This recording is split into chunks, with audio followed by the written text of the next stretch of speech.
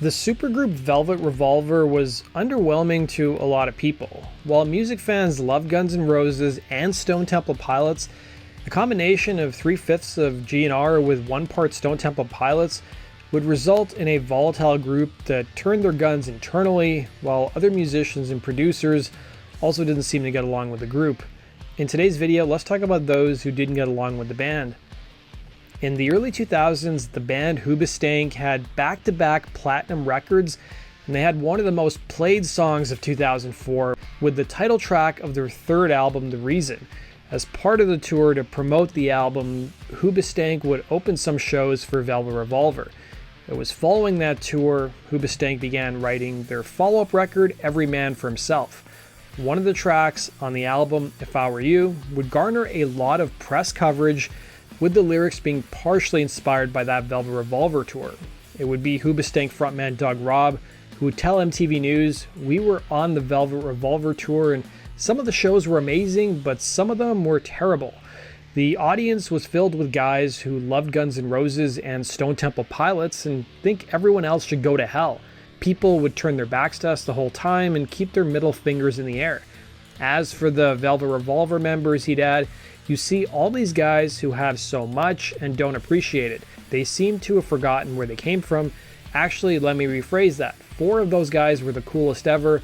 One of them is just in his own world, and I'll leave it at that." Apparently, he was referring to frontman Scott Weiland, who didn't treat the band very well. Guitarist Dan Estrin would tell the Appetite for Distortion podcast in 2019 that following Weiland's death in 2015, it didn't change his outlook on that tour.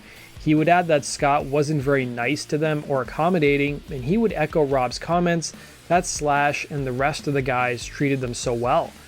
During Velvet Revolver's short time together from 2003 to 2008, the topic of Guns N' Roses always came up in interviews.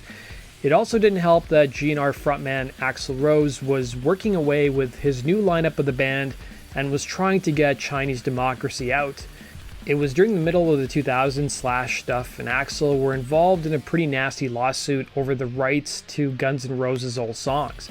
In March of 2006, Rose would release a statement claiming that Slash made an unannounced visit to his house the previous fall to try and make a truce and end the lawsuit.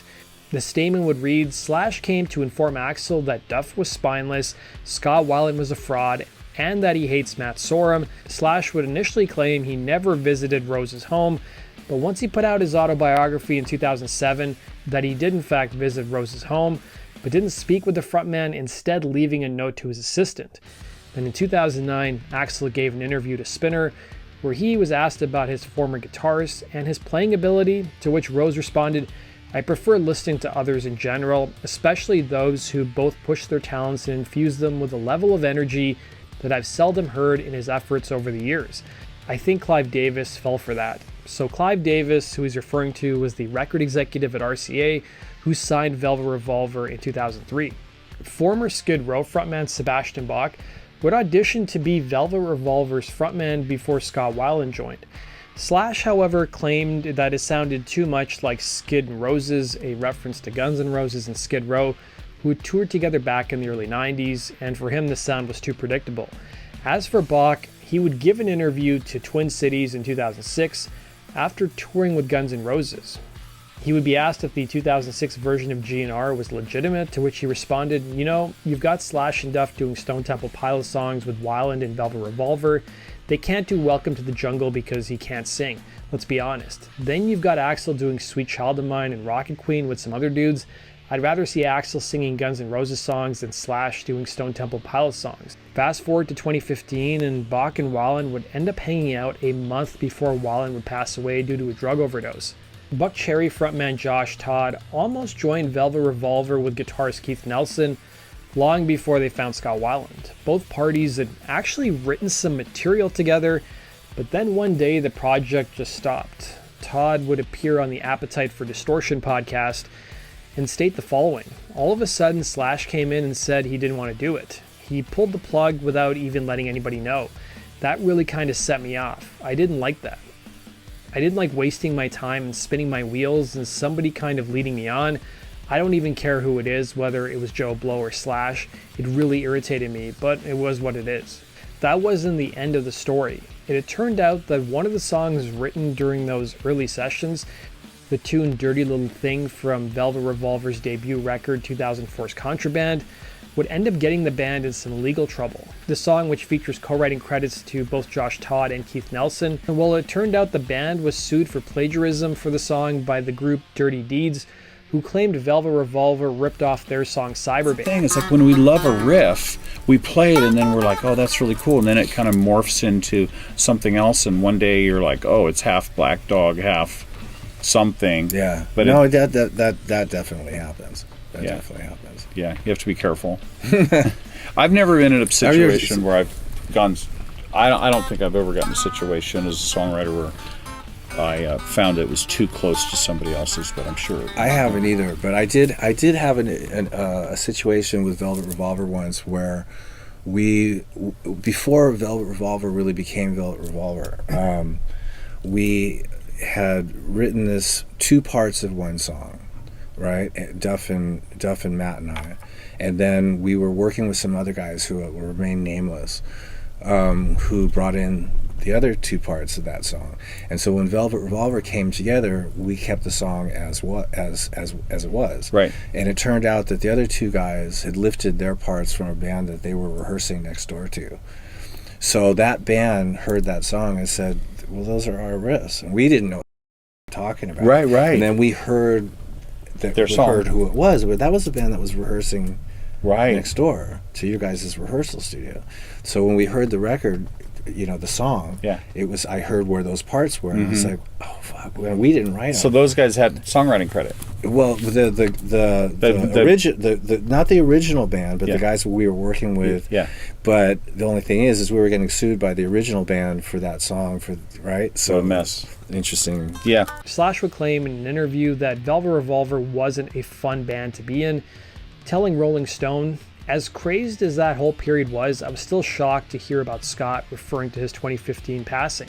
But yeah, Velvet Revolver was no fun. I have nothing positive to say about that experience except that we did write some cool stuff. Drummer Matt Soar, meanwhile, wasn't the biggest fan of their second record and final recording 2007's Libertad, telling Matt Pinfield, the second record, I like the second record, I think it's a good record, but it didn't have the angst of the first record. The first record had a youthful thing because we were hungry, we meant it. I think we meant it on the second record musically, but it didn't have the fairy dust of angst. Well, it turned out Slash's ex-wife Perla Hudson wasn't a fan of Velvet Revolver either, as she told Rockarazzi. Are you a Velvet Revolver fan? Not my husband's best work. Right. Does he think it's not his best work either?